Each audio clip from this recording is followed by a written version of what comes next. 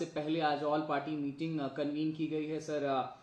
सभी पार्टियों से सहयोग की अपेक्षा। अभी हम संसदीय कार्य मंत्री किरेन रिजिजू साहब को सुन रहे थे, उन्होंने कहा कि विपक्ष लगातार हंगामे करता है कुछ बिल्स को लेकर के, लेकिन इस बार सहयोग की अपेक्षा आप लोगों से। देखिए, मैं यही बोलना चाहूँगा कि सरकार सबकी बात माने और सबकी बात सुने, अपनी मनमानी ना करे, चाहे वो बिल्स के रूप में उनकी लैंग्वेज को देखकर हो, चाहे सदन में चर्चा को देखकर हो। कम से कम स्पीकर को निष्पक्ष रहना चाहिए और दोनों पक्ष की बात ढंग से सुननी चाहिए, तब जाकर के सुचारू रूप से सदन चल पाएगा। और इस बार सदन में और पहले भी जिस तरीके से जितने भी संसद सदस्य हैं इंडिया गठबंधन के, वो सड़कों में जो आवाज उठ रही है उसी को लेकर के आते हैं, जनता की आवाज लेकर के आते हैं। तो सरकार उस पर चर्चा करे, उस बात को सुने और उन बात को माने भी। इतिहास इस बात का गवाह है और हाल ही में जितनी भी घटनाएं हो रही हैं वो इस बात की गवाह हैं कि सरकार सुनने के लिए राजी नहीं है, चाहे अपने आम जनता की बात सुनने के लिए हो, चाहे विपक्ष की बात सुनने के लिए। इसलिए हमें हंगामा करना पड़ता है, अपनी बात मनमानी पड़ती है।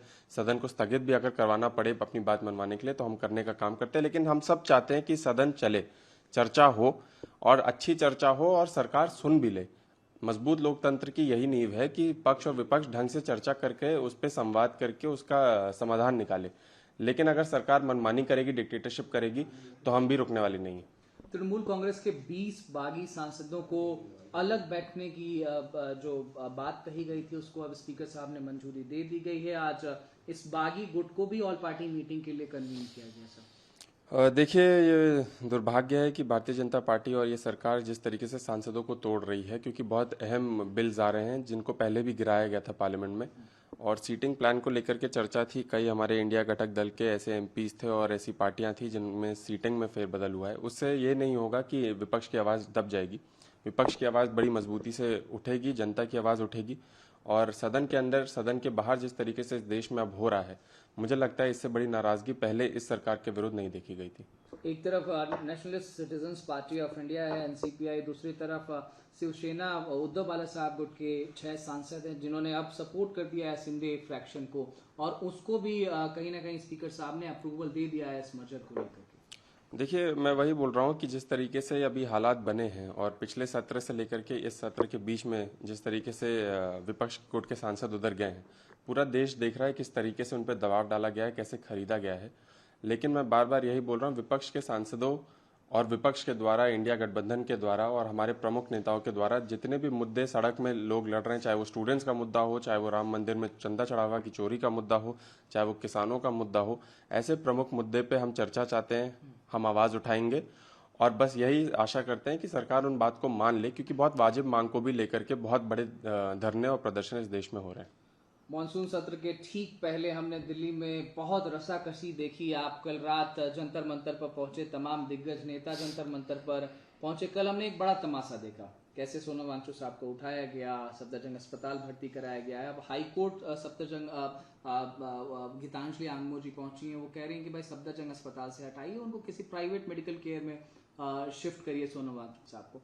किस तरीके से इस पूरे मसले को देख रहे हैं, और आप भी कल रात वहाँ मौजूद थे, क्या कुछ ये चल रहा है, और ये मानसून सत्र से पहले ये तमाशा क्या, कितना इम्पैक्ट?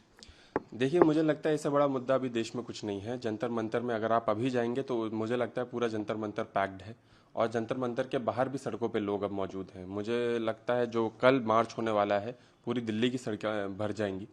और जंतर मंतर में जो कल हुआ, मैं सबसे पहले वहाँ पे पहुँचने का जब मैंने काम किया तो वहाँ पे लोग रो रहे थे, बहुत निराश थे। किस तरीके से उन्होंने देखा कि लोकतंत्र का हनन हुआ, लोकतंत्र की हत्या हुई। और जिस तरीके से सोनम वांगचुक सर को लेकर के बेडशीट में जानवर की तरह बांध करके लेकर गया और एम्बुलेंस में डाला गया और खुली एम्बुलेंस में ही उनको भर करके सफदरजंग हॉस्पिटल ले जाया गया, तो इससे बड़ा दुर्भाग्यपूर्ण सीन मुझे नहीं लगता कि आज़ाद भारत में पहले देखा गया होगा। सरकार को अपना प्रतिनिधि मंडल भेजना चाहिए था। सरकार ने अपने लोगों को ना भेज करके अपने गुंडों को भेजने का काम किया और वो मंजर पूरे 140 करोड़ लोगों ने देखा। और जो खैर रही बात उनकी वाइफ की, जो उनकी वाइफ कह रही हैं कि जब सफदरजंग हॉस्पिटल में सरकारी डॉक्टर ने उनका इलाज किया तो वो पोटाशियम लेवल और जो स्टेज पे उनका डेली चेकअप होता था उसके पोटाशियम लेवल में वो फेरबदल कर रहे हैं। वो चाहती हैं कि वो एक अच्छे अस्पताल में जाएं जिसमें उनके जांच की रिपोर्ट उनको दी जाए। उनको जांच की रिपोर्ट भी नहीं दी जा रही, उनके साथ क्या इलाज हो रहा है वो भी नहीं बताया जा रहा है। तो कहीं ना कहीं किसी इंसान के साथ, एक बहुत बड़े स्कॉलर के साथ जो एक बहुत वाजिब मांग को लेकर के बैठा है 20 दिन से अनशन में, और मुझे बताया गया है कि अभी भी वो अस्पताल में अपना अनशन उन्होंने तोड़ा नहीं है। उनकी मांग को सरकार को मानना चाहिए और ऐसे तानाशाही नहीं दिखानी चाहिए, क्योंकि ये सरकार के लिए अच्छी बात नहीं होगी। कल राहुल गांधी जी ने भी ट्वीट किया है इस पूरे मामले को लेकर के कि किस तरीके से सोनम वांगचुक साहब को जंतर मंतर से हटाया गया। उन्होंने ये भी कहा कि ये सरकार के मूल सिद्धांत में है असत्य और हिंसा। देखिए, कल मुझे लगता है जो सीन हुआ, जो मंजर हुआ, वो किसी भी राजनीतिक पार्टी के लिए, कोई भी सेलिब्रिटी के लिए, कोई भी खिलाड़ी के लिए, या फिर कोई भी इस देश के आम नागरिक और जिम्मेदार नागरिक के लिए बहुत दुर्भाग्यपूर्ण मंजर था। जिस तरीके से किसी शांतिपूर्ण प्रदर्शन में जाकर के गुंडे गए और वहां पे गाली गलौज किया, घड़ीच करके लेकर के गए, लोगों को मारा, ऐसा पहले कभी नहीं देखने को मिला। अन्ना हजारे जी का भी अनशन 11 दिन में खत्म हो गया था, जिसमें चौथे दिन में सरकार ने वहां पे संवाद शुरू कर दिया था। लेकिन सरकार ने यहाँ पे ना बात सुनने की बात की, ना किसी को भेजा, और हमारे प्रधानमंत्री जी या फिर हमारे जितने भी गृह मंत्री हैं, वो कम से कम आते, बात रखते, बात मानते ना मानते बात की बात है, पहले संवाद तो शुरू करते। प्रधानमंत्री जी पूरे विश्व में घूम रहे हैं और भारत की वाहवाही लूट रहे हैं, लेकिन वहीं पार्लियामेंट में उनके रेसिडेंट्स के पास इतना बड़ा धरना प्रदर्शन हो रहा है।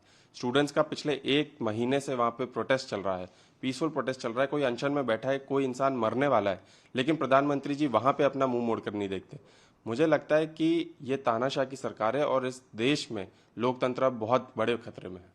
मॉनसून सेशन से ठीक पहले आज खारगे साहब ने भी लेटर लिखा है, राहुल गांधी ने भी लेटर लिखा है प्राइम मिनिस्टर मोदी को, जिस तरीके से राम मंदिर टेम्पल डोनेशन का एम्बेजलमेंट हुआ। और इसके इतर हम देखें तो निर्मोही अखाड़े ने राम मंदिर ट्रस्ट के पुनर्गठन की मांग को लेकर के सुप्रीम कोर्ट का रुख किया है। कहा गया है कि जो फैसला सुप्रीम कोर्ट का था ट्रस्ट के गठन को लेकर के, उसमें असंतोष है। देखिए, मुझे लगता है कि इतने बड़े पैमाने में चोरी हो गई और सरकार के नाक के नीचे से चोरी हो गई। ये लॉ एंड ऑर्डर का मुद्दा है, ये कोई राजनीतिक या रिलीजन बेस्ड मुद्दा नहीं है।